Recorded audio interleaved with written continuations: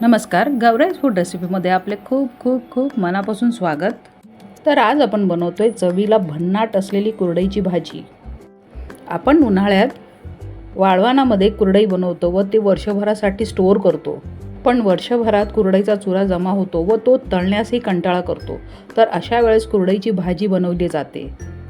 पावसाळ्यात ह्या भाजीची मज्जाच वेगळी.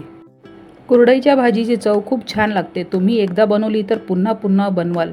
चला तर रेसिपीला सुरुवात करूया. पण त्याआधी तुम्ही माझ्या चॅनलला सबस्क्राईब केलं नसेल तर सबस्क्राईब करा. तर हे बघा, ह्या कुरडईचा चुरा घेतला आहे. हा एक वाटी आहे. म्हणजे मी लहान एक वाटी घेतली आणि ते पाण्यात भिजत घातला आहे कमीत कमी 10 ते 15 मिनटं स्वच्छ धुवून.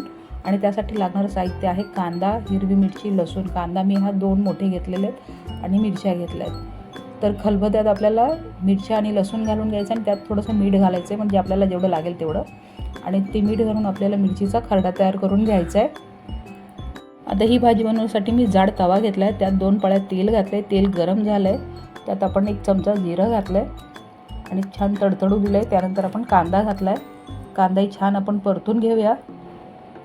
कांदा नरम झाला की ह्याच्यात आपल्याला जो मिरचीचा ठेचा तयार केलेला आहे तो घालायचा आहे. आणि त्याआधी मी गॅसची फ्लेम मीडियम ठेवली आहे आणि मीडियम फ्लेमवर आपल्याला छान परतायचं आहे. छान त्याचा सुगंध असा घरभर पसरला पाहिजे.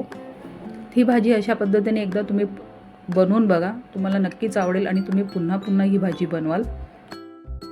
हा कांदा परतेपर्यंत मी कुरडईचा चुरा चाळणीत काढून घेतला आहे. त्याच्यात जे पाणी आहे ते पाणी निघून जाईल म्हणून ते मी चाळणीत काढून घेतलेलं आहे.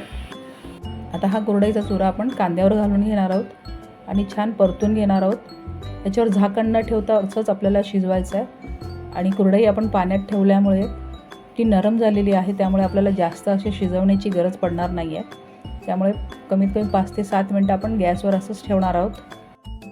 पण ही भाजी 2-2 मिनटाने परतत राहा, नाहीतर खाली लागेल.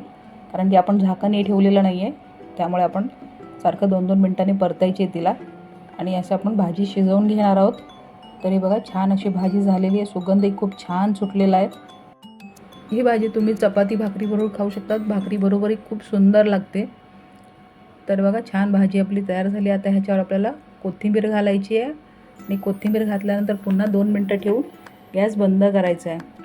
तर भाजी आपली झालेली आहे आणि गॅस मी आता बंद करणार आहे. 2 मिनटं ठेवून परतून घेऊया आणि गॅस बंद झाल्यानंतर सर्व करूया. तर हे बघा, कुरडईची भाजी किती छान झालेली आहे. चवीला म्हणाल तर अगदी 1 नंबर आहे. खूप छान लागते ही भाजी. चला तर भेटूया एका नवीन रेसिपीसोबत. धन्यवाद.